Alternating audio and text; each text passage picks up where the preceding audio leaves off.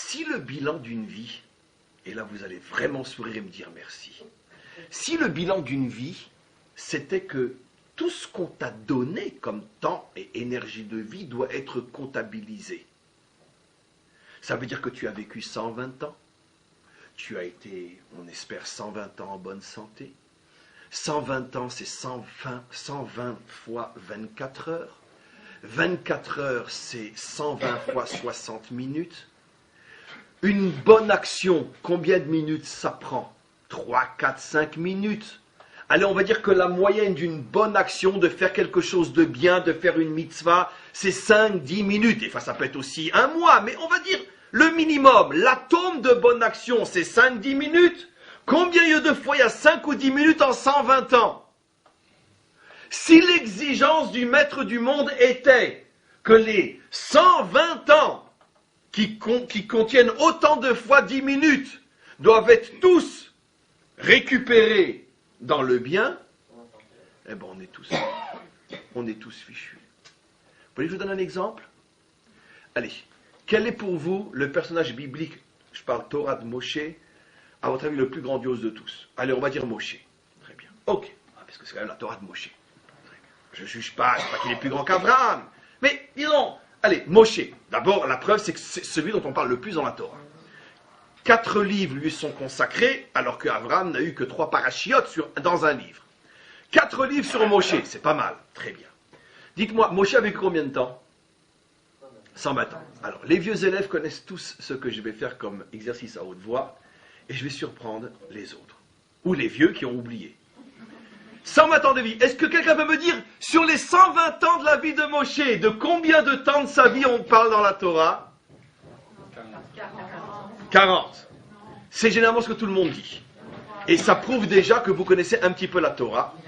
Mais, avec tout le respect que je vous dois, d'abord, vous ne pouviez pas ne pas faire l'erreur. Mais la Torah ne parle pas de 40 ans. Mais pour le savoir, il faut connaître aussi nos enseignements apportés par nos maîtres avec de nombreuses preuves à l'appui dans le verset. La Torah parle au maximum de presque 2 ans de sa vie sur 120 ans de vie. Et je vous fais le calcul très vite à haute voix. La Torah parle de quelques heures de sa vie à sa naissance. Le temps de dire que la maison s'est remplie de lumière, etc. Après, on saute à 3 mois après, quelques heures, le temps de le mettre dans la corbeille, d'être récupéré par Bithia. Après, on saute, d'après notre tradition, un adulte, il a 18 ans ou 20 ans, 2 jours. 2 jours. Le temps de sauver le juif et de cogner l'Égyptien. 2 jours. Ok? Après, on le retrouve le jour de son mariage. Quel âge il a? On le sait. 80 ans. Puisqu'il s'est marié à 80 ans, puisqu'il s'est marié juste avant de libérer Israël. Il a libéré Israël 40 ans avant de mourir. Donc il a 80. Donc, sur 80 années, la Torah a cité combien? Allez, 2-3 jours. Très bien. Après, vous me direz, là, on ne parle que de lui. Le problème, c'est qu'on a 1001 preuves dans la Torah que pendant 38 ans, sur les 40 ans dans le désert, on ne parle plus de lui. Parce que Hachem était très très fâché contre Israël à cause de la faute du veau d'or, et Moshe n'a reçu aucune prophétie, aucune directive pendant 38 ans. C'est-à-dire que toute l'histoire des fameux 40 ans dans le désert, c'est 1 an et quelques au début, et à la fin de sa vie. Et pendant 38 ans, la Torah dit simplement qu'ils ont été là, mais d'après notre tradition, il n'y a aucune histoire prophétique et écrite dans le texte biblique qui parle de ce qui s'est passé. Bien sûr qu'il y a eu des milliers de choses, mais la Torah n'en parle pas. Pourquoi? Il était nazouf, disent nos maîtres. Hachem ne voulait pas lui parler. Pourquoi? Parce que telle tête, tel corps. Après tout, c'est toi qui as la tête de ce peuple-là. Et chez nous, comme on le sait, quand ça va mal, c'est toujours la faute à qui? À ceux qui dirigent. Donc, tu es le dirigeant de ce peuple qui m'a fait un veau d'or en pleine figure. Je ne te parle pas pendant 38 ans. À la fin de sa vie, il faut maintenant refaire des ordonnances et préparer Israël à rentrer en Eretz Israël. On lui reparle. Ce qui veut dire que même les fameux 40 ans, c'est qu'un petit peu avant, un petit peu après. Nos maîtres ont fait le calcul sur 120 ans de la vie de ce géant. Si on additionne tous les textes et toutes les histoires, on arrive grosso modo à 2 ans. 2 ans! Mais 2 ans dont on parle depuis 3500 ans, 2 ans qui ont inspiré toutes les religions monothéistes, et 2 ans qui sont en train de préparer l'humanité tout entière à sa délivrance finale. Donc à l'éternité, 2 ans qui sont l'éternité. 2 ans. Dites-moi, lequel des pères a vécu le plus longtemps? Vous le savez tous. Yitzhak, 180. Il n'y a même pas une paracha entière qui lui est consacrée. Même pas une. Quelques versets éparpillés. 10, 15 versets consacrés à Yitzhak sur 180 années de vie. Alors que son père, 175, a 3 parachiotes, son fils, 147, en a 4. Quelques versets. Et alors, qu'est-ce qu'il a fait pendant 180 années? Qu'est-ce qu'il a fait? C'est pas dans la Torah. Pourquoi?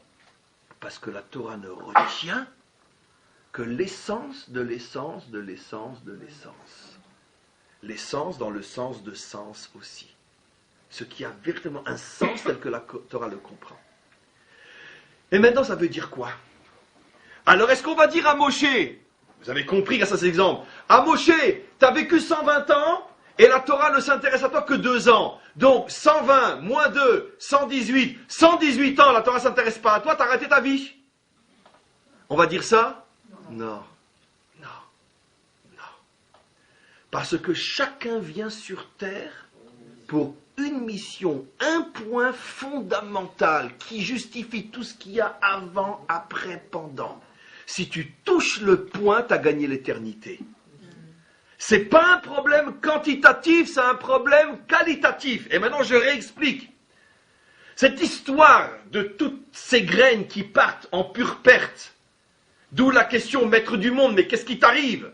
Mais non, c'est un message que je vous envoie. Je veux vous envoyer le message de la qualité. Je veux une vie de qualité, je me fous de la quantité. Ça veut dire que ces milliards qui sont perdus en vérité, c'est des milliards de quantité. Mais ce un qui a pris, c'est la qualité. Sur ces milliards de grains, il y en avait une qui avait la qualité de pouvoir devenir un enfant. Les autres, quand on dit que c'était potentiellement des enfants, c'est vrai, mais si elles ne le sont pas devenues, ça veut dire qu'elles n'avaient que la force quantitative. Les structures quantitatives et pas les structures qualitatives. La vie se situe dans la qualité, dans la quantité.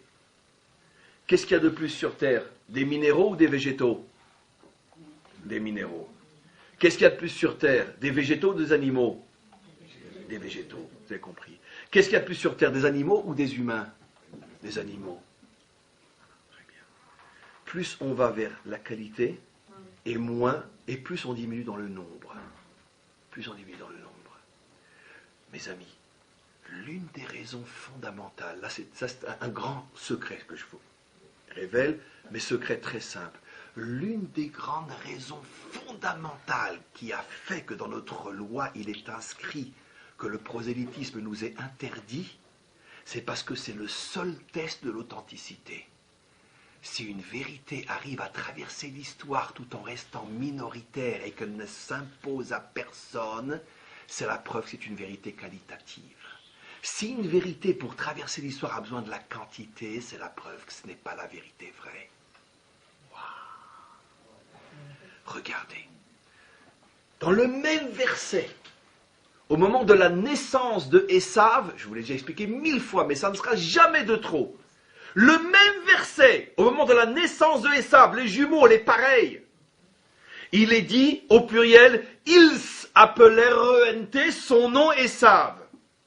Et dans le même verset, alors qu'ils sont nés l'un après l'autre, lorsque Yaakov naît, il est dit au singulier, il appela son nom Yaakov. Nos maîtres posent la question, mais où sont passés tous ceux qui étaient là? Pourquoi un pluriel pour la naissance de Esav et un singulier dans le même verset pour la naissance de Yaakov? Nos maîtres répondent ce que j'explique. Esav, c'est l'homme de la quantité. Il n'existe qu'aux yeux de la quantité. Son existence est fondée sur la quantité. Et donc, pour bien nous le montrer, dans la subtilité de son langage codé, la Torah parle d'un pluriel au moment de sa naissance. Yaakov est l'homme de la qualité. Au moment de sa naissance, la Torah utilise un singulier pour dire tout le monde veut Esav, personne ne veut Yaakov. Et c'est parce que tout le monde veut Esav que c'est justement le mensonge. Ou disons, je préfère dire, c'est pas la vérité vraie. Parce que la quantité n'est pas le langage de la vérité. Et donc, pour bien nous faire comprendre cela, le maître du monde n'a pas hésité pour nous le faire comprendre dans les premiers instants de notre existence. Regardez combien je gaspille pour que tu puisses exister. Et donc, c'est évident que je suis appelé par les prophètes Mekor Achayim, la source de la vie. Je ne vais quand même pas m'amuser à faire du gaspillage. Pourquoi je le fais? Pour te faire comprendre que le monde est fondé sur le principe de la quantité et de la qualité. La quantité finit toujours par disparaître et seule la qualité reste. Ces parachutes sont un très grand message d'espoir et d'encouragement pour chacun d'entre nous, tout en étant en même temps un très grand message responsabilisant, en ce sens que la conclusion est la suivante: tu ne seras pas jugé sur le nombre des actions que tu as fait sur terre, tu seras jugé sur l'action, les quelques actions que tu auras fait dans ta vie qui sont du niveau d'Abraham, c'est-à-dire des actions qui t'ont fait bouger et qui ont fait bouger. Si tu as cette force d'influencer ton monde, même s'il est minuscule, tu portes en toi la qualité d'Abraham et ta vie s'inscrit dans l'éternité.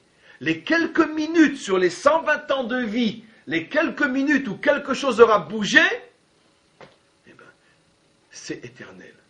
Vous savez, des fois on ne se rend pas compte. Des fois on a un voisin, on a une connaissance, on a une relation, on a quelqu'un qui, des fois, a besoin d'un mot pour que toute sa vie bascule dans le bien.